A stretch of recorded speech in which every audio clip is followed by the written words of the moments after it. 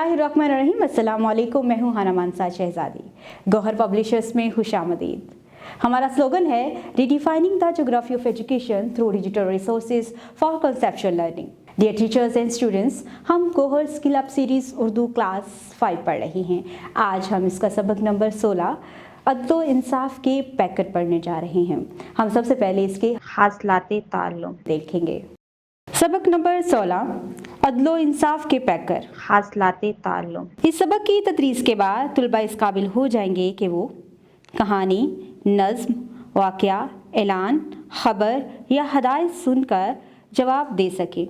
जमात के मेयार के मुताबिक कहानी या वाक़या दुरुस्त तलफ़्फ़ुज़ और लबो लहजा के साथ बयान कर सके। अददी तरतीब 18वीं का फ़र्क समझते हुए जुमलों में इस्तेमाल कर सके। अरकान साजी और अल्फाज साजी कर सके। वाक़या या माहौल का मुशाहदा करके तहरीरी इजहार कर सके। मतन की तफ़हीम के लिए उसे दुरुस्त तलफ़्फ़ुज़ और अदायगी से पढ़ सके। जुमलों को ज़माना माजी, हाल और मुस्तक़बिल के लिहाज से तब्दील कर सके।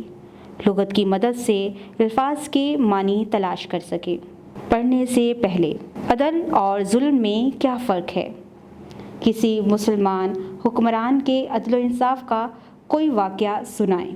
डियर टीचर्स, आज हमने सबक नंबर 16 अदल इंसाफ के पैकर के हासिलाते ताल्लुम पढ़े हैं।